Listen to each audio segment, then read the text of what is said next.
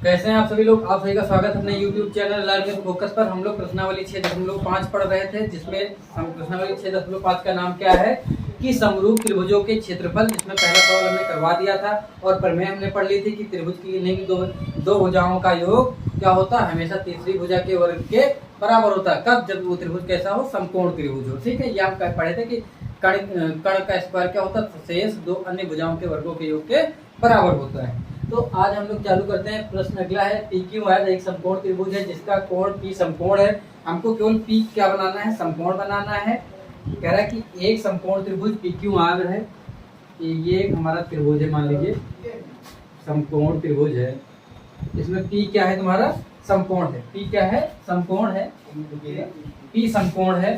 फिर बाकी हम क्यू और आर कहीं भी इस पे रख सकते हैं। तो कहा गया एक समकोण त्रिभुज पी क्यू आर है जिसमें पी समकोण, जिस त्रिभुज को समकोण कहेगा उसको 90 डिग्री बनाना होगा। ठीक है, अब याद रखिए ये अगर इतना है, फिर कह रहा है कि क्यू आर पर बिंदु एम इस प्रकार है।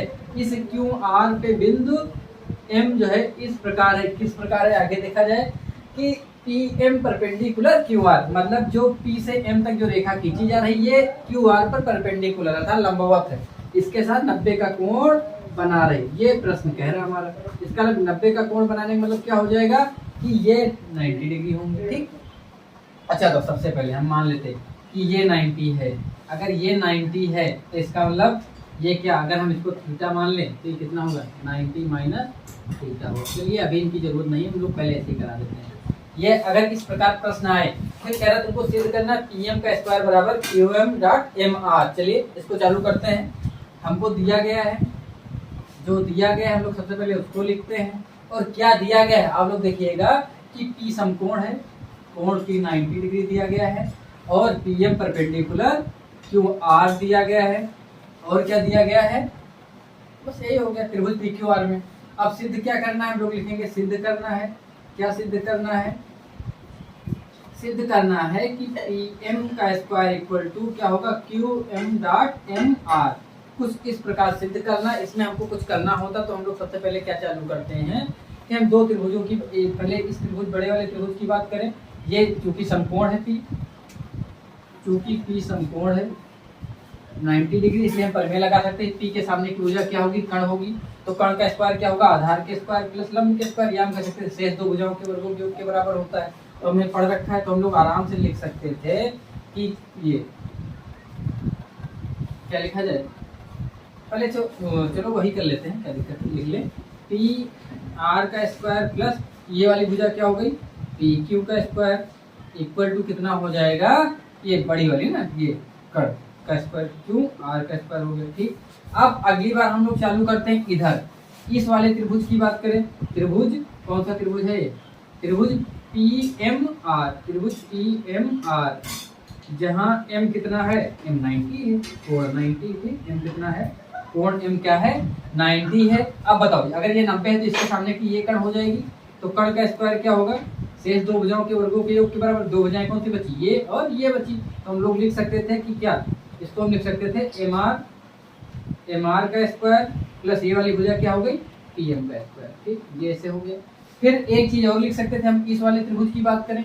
ये कौन सा त्रिभुज हो गया हमारा, पी एम क्यू, त्रिभुज पी एम क्यू में फिर m क्या है 90 है, तो इसका इसमें भी लग जाएगी 90 के सामने की इस बार ये कर्ण होगी। अगर ये कर्ण होगी तो इसका वर्ग क्या होगा, शेष दो अन्य भुजाओं के वर्गों के योग के बराबर होना चाहिए। तो हम लोग लिखेंगे कि पी क्यू का स्क्वायर, पी क्यू का स्क्वायर क्या हो जाएगा, बोलो पी एम का स्क्वायर प्लस एम क्यू का स्क्वायर। ठीक, पी एम का स्क्वायर प्लस क्या हो जाएगा एम क्यू का स्क्वायर। ठीक, गुड। अब इनको अगर हम नाम दे दें, ये अगर हम मान लें 1 2 3, तीन इक्वेशन हमने मान ली।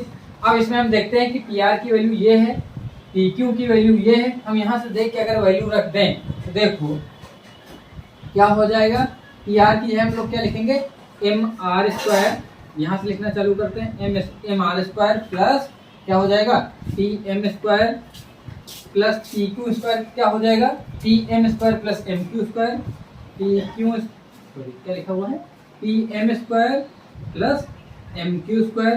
ठीक है, अच्छा क्यू आर स्क्वायर क्या लिखा हुआ, क्यू आर पूरा है, पूरा कितने बराबर होगा, इन छोटे छोटे टुकड़ों के बराबर होना चाहिए।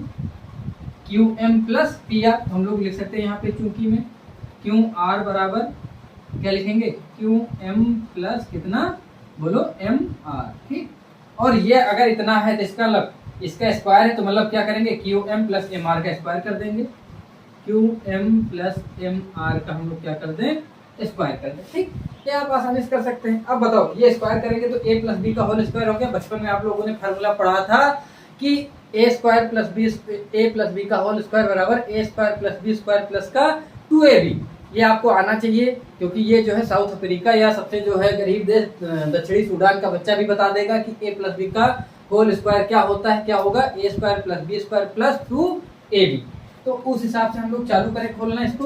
अच्छा, इसमें लिखा हुआ पी एम स्क्वायर जोड़ेंगे तो कितने पीएम हो जाएंगे, 2। भारत में केवल एक ही पीएम है, उनका नाम क्या है, नरेंद्र दामोदर दास मोदी, है ना, माननीय नरेंद्र। तो ये चालू करते हैं, प्लस क्या हो जाएगा, ये इसी में आगे जोड़ लेते हैं, plus M R square plus का ये इधर बचा हुआ है, इसको क्या लिखिए, एम क्यू स्क्वायर।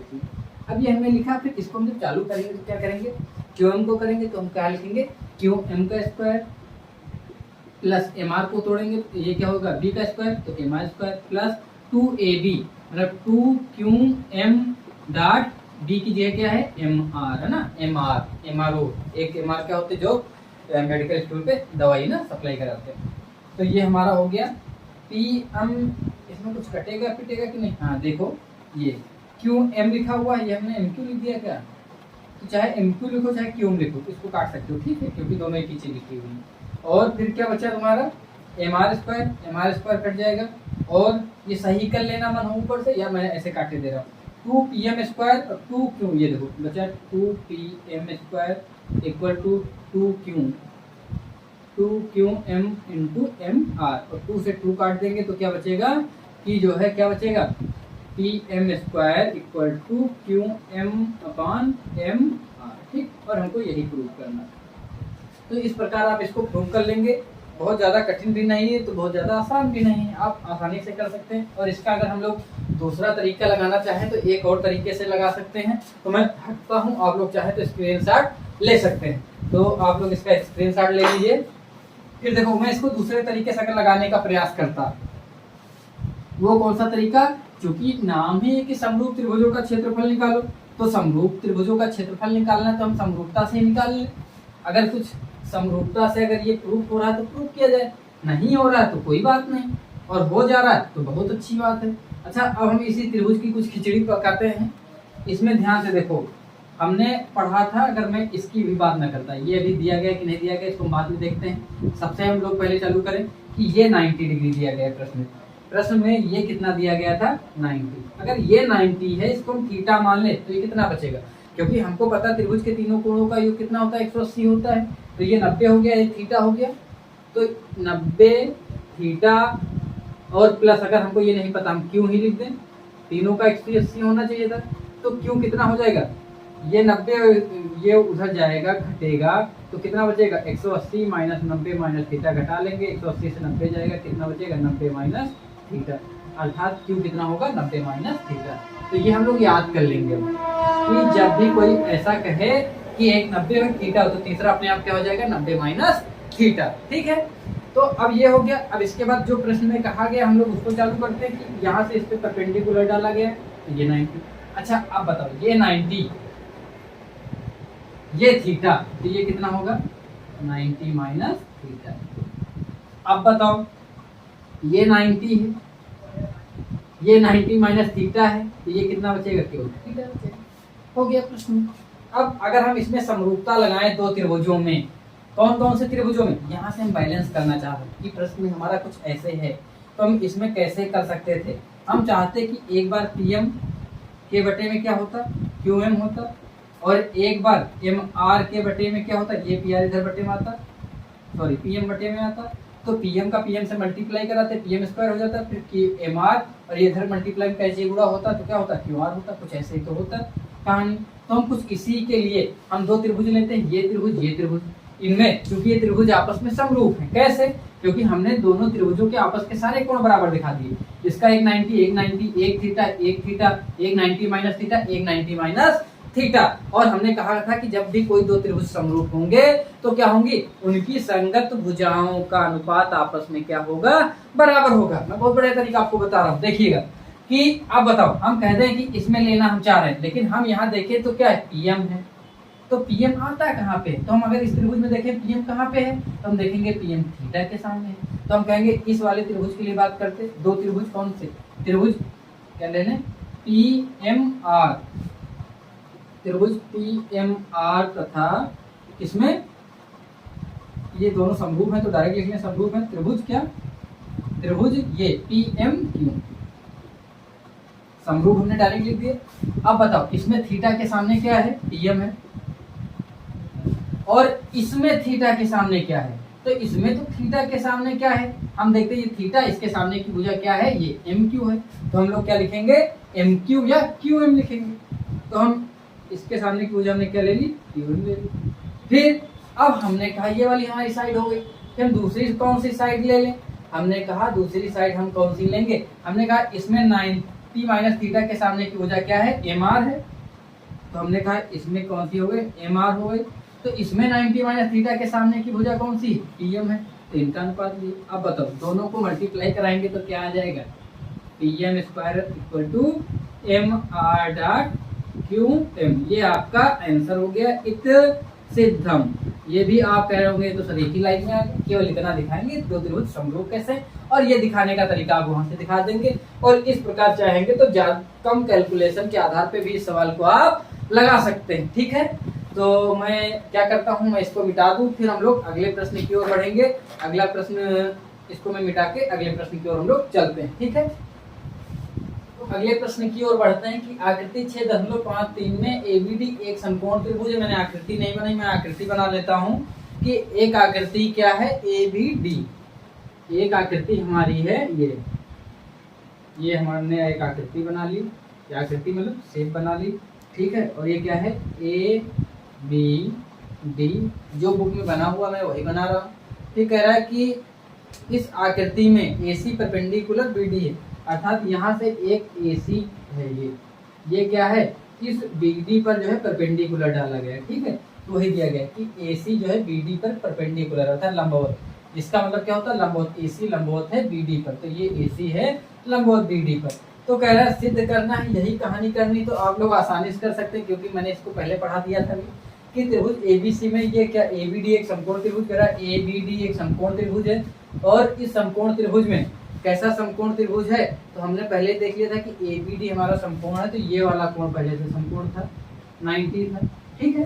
फिर कह रहा है अगर वो 90 होता, ये हम थीटा मानते, तो ये हमारा हो जाता 90 माइनस थीटा होता, ठीक, ये हमने पहले पढ़ लिया। अब चूंकि हमने ये वाला लंबवत खींचा तो ये 90 है, ये 90 ये थीटा है, तो ये कितना आएगा, तो हम लोग ये आसानी से बना सकते थे कि ये इतना आएगा 90 माइनस थीटा आएगा, ये 90 माइनस थीटा, ये 90 है, तो ये कितना बचेगा, तो हमको पता है ये थीटा बचेगा, ठीक है।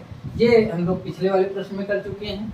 तो अब यहाँ से हमको तो बहुत आराम है, मैं सरल बात तरीके से लगाना चाहूँ तो मैं लिख सकता हूँ कि त्रिभुज AB मतलब ये तीनों के तीनों आपस में समरूप होंगे। देखो कैसे, हम इन दो त्रिभुजों की बात करें तो इनके भी आपस में कोण समान है, फिर सबसे बड़े वाले की भी बात करें तो थीटा 90 और 90 माइनस थीटा, तो तीनों के कोण आपस में समान है, तो इसलिए तीनों त्रिभुज कैसे होंगे, समरूप त्रिभुज होंगे, ठीक है। तो सबसे अच्छी बात यही हो गई, हम लोग लिख लें सबसे पहले कि त्रिभुज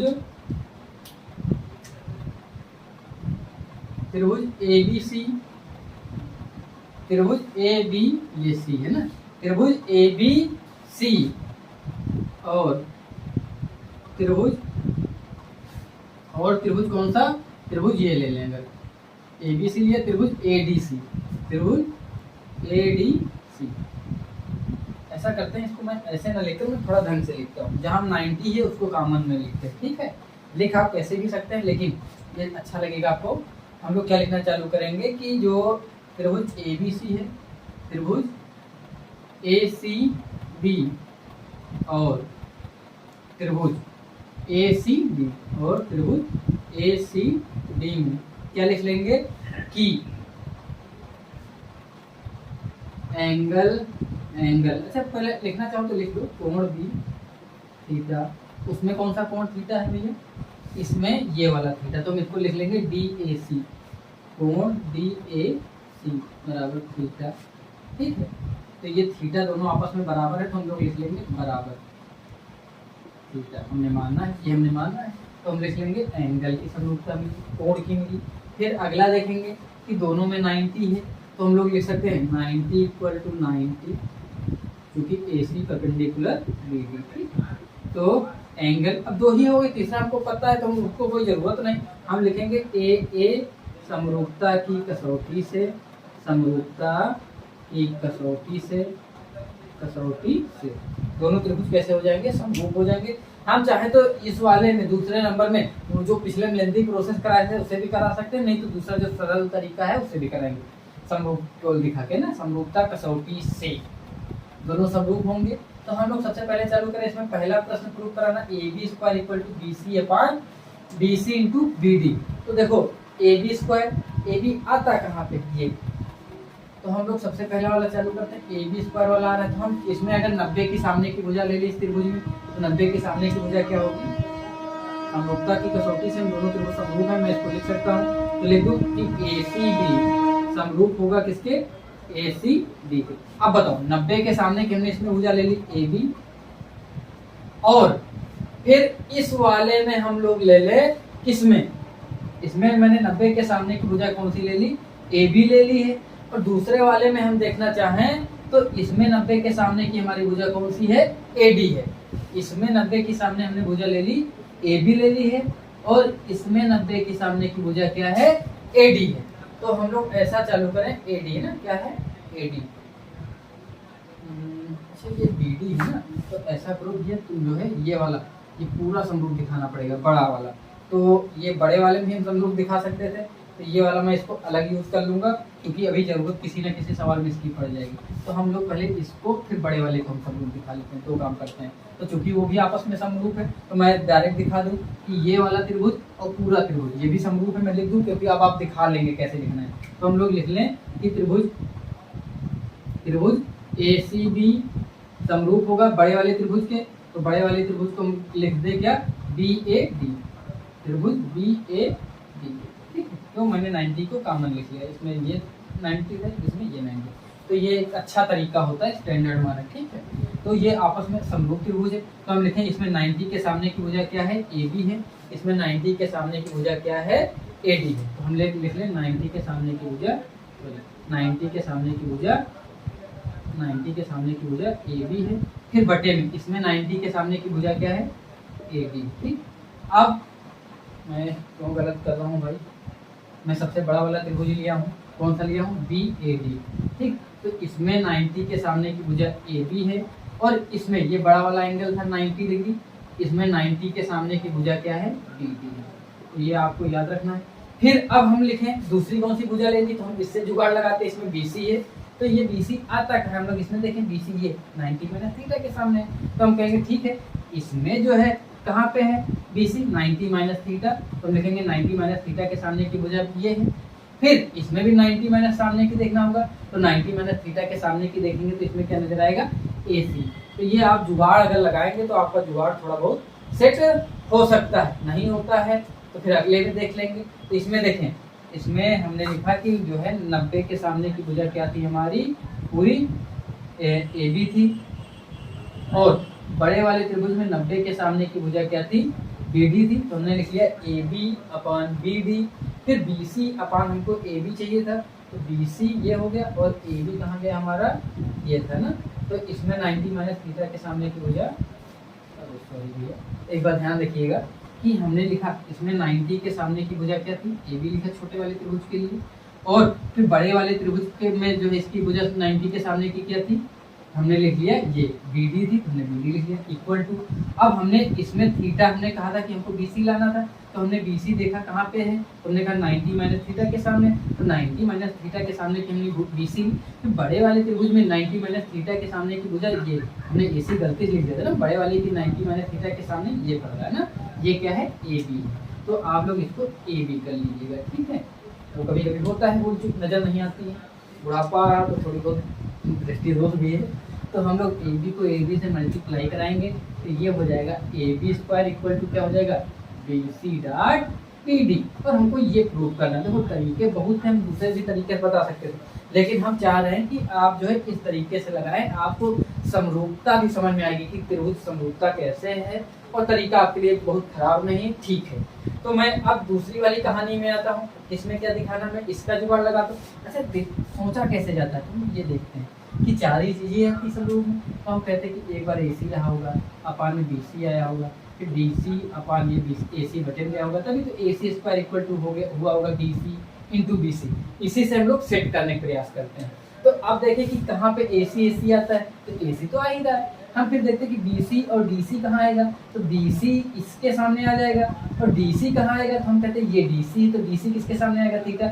अब ये हमारा इन दो त्रिभुजों की कहानी सेट हो जाएगी। पिछली बार डी डी पूछा गया था तो हमको बड़ा वाला त्रिभुज लेना पड़ा, तो हमने ये कराया। तो अब ये हमारा पहला नंबर हो गया, ठीक है। अब हमारा यहाँ से दूसरा नंबर सेट हो जाएगा सवाल अगर हम लगाना चाहें। कैसे, हमने देख लिया कहानी। यहाँ पे हमको लाना क्या है, एसी लाना है। तो हम कहेंगे एसी लाना है तो पहले हम किस त्रिभुज की बात करें, एक ये त्रिभुज, कौन सा त्रिभुज, त्रिभुज ये हमारा है ACB, दूसरा त्रिभुज है हमारा ACD। तो हम इसमें 90 के सामने, सॉरी इसमें क्या लाना है, AC लाने का प्रयास कर रहे हैं ना। AC किसके सामने हमको मिलेगा, थीटा के सामने। तो हम कहेंगे ये हमारा थीटा के सामने क्या हो गया, AC हो गया।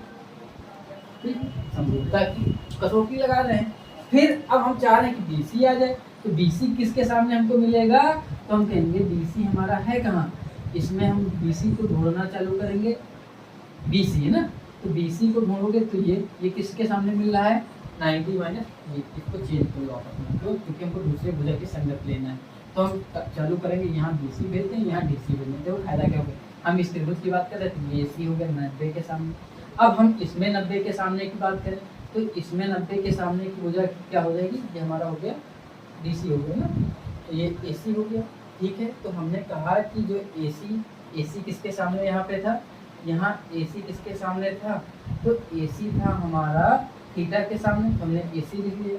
फिर CD लाना है, तो CD यहाँ पे तो मिल ही नहीं रहा, यहाँ पे 90 के सामने की भुजा क्या है तुम्हारी, यहाँ 90 के सामने नहीं था, थीटा के सामने क्या था, AC था। मैं बार बार वही गलती कर रहा हूँ, आप लोग फिर से ध्यान रखिएगा, ध्यान देना पड़ता है, गंदा बना। थीटा के सामने हमारा AC था, हमने थीटा के सामने AC लिया था।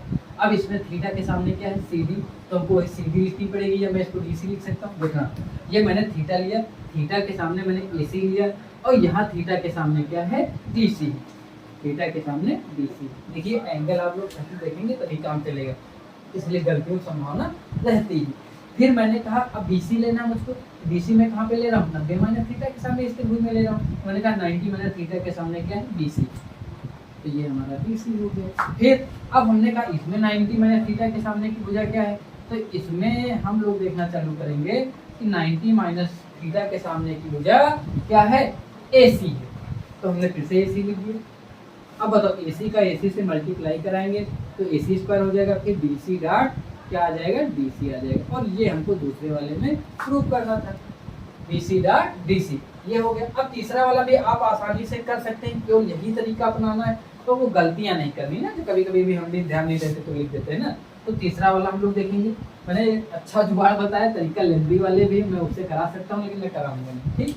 तीसरा है AD स्क्वायर, तो इसको अगर हम सिस्टम से देखें तो हम क्या चाहते हैं कि 2 बार AD है, ये BD एक बार नीचे बटे में है, एक बार CD के बटे में क्या ले आए, AD ले आए।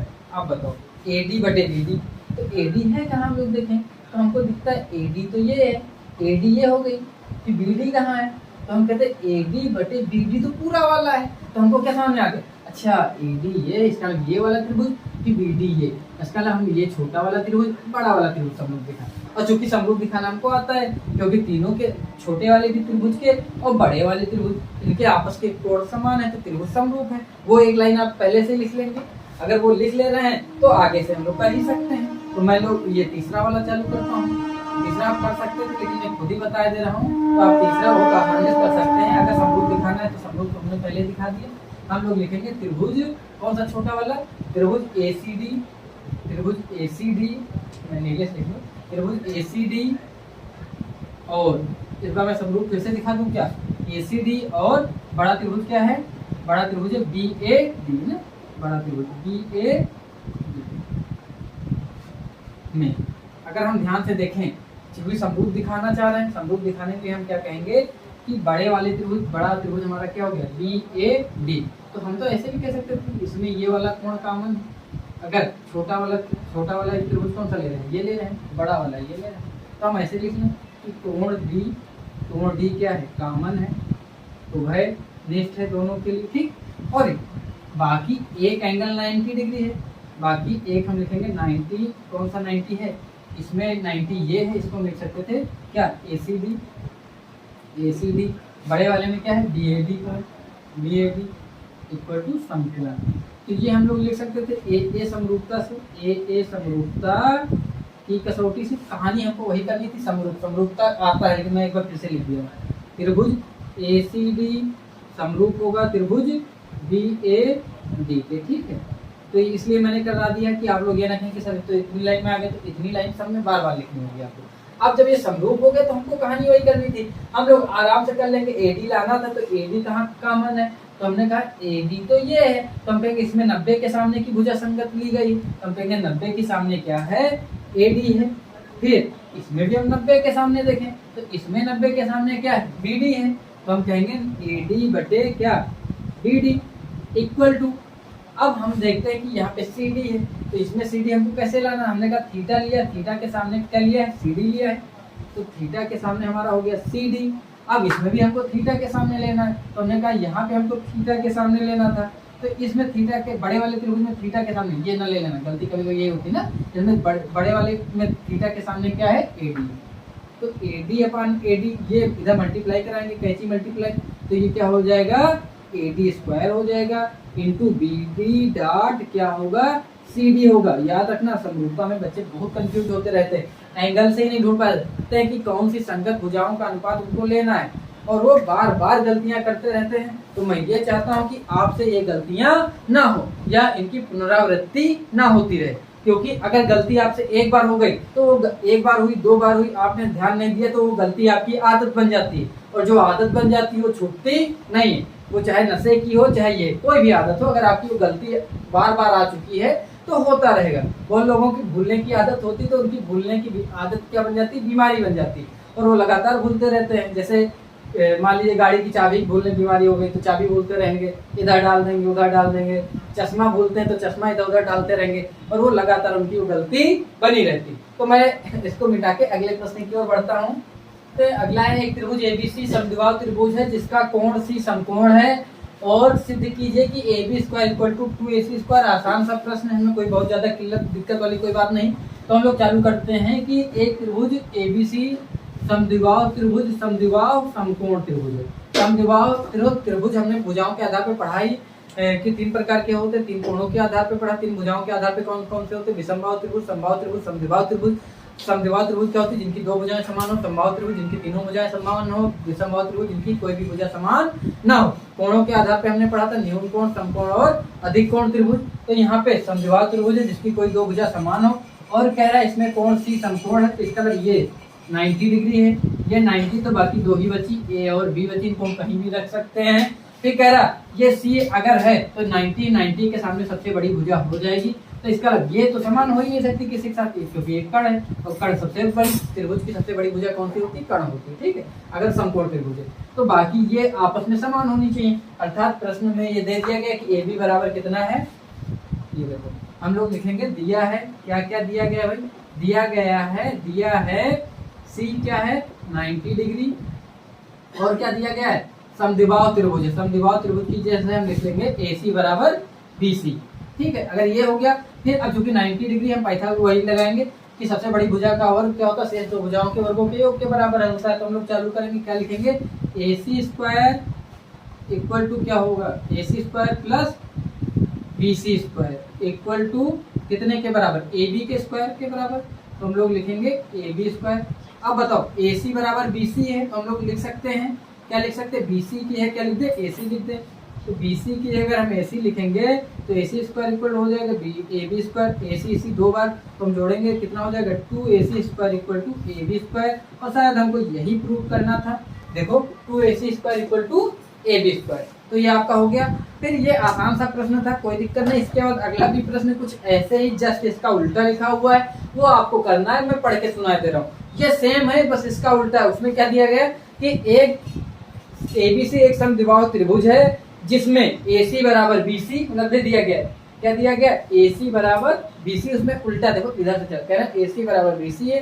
फिर कह रहा है कि यदि AB बराबर 2AC स्क्वायर हो, उसमें कह रहा है ये वाला हो, AB square equal to 2AC square हो, तो बताओ समकोण त्रिभुज है। तो हम लोग यही लिखेंगे, ये वाली लाइन ले आएंगे, तो हम कहेंगे ये इसलिए ये समकोण त्रिभुज है। तो आप लोग अगला प्रश्न 5वां नंबर कर लीजिएगा। फिर हम लोग कल चालू करेंगे 6, 7, 8, क्योंकि आज आधा घंटे क्लास आपकी हो चुकी, तो मैं आज की क्लास को यहीं समाप्त करा देता हूँ। फिर हम लोग कल चालू करेंगे 6, 7, 8, 9, 10, 11 तक की लगाएंगे। फिर अगली क्लास में पूरी जो है क्या करेंगे, इस लेक्चर को समाप्त कराने का प्रयास करेंगे, भले ही वो वीडियो 45 से 50 मिनट तक की आपकी बन जाए। क्यों? क्योंकि ये प्रयास रहेगा कि 3 लेक्चर से ज्यादा किसी भी प्रश्नावली में आपका ना लगे।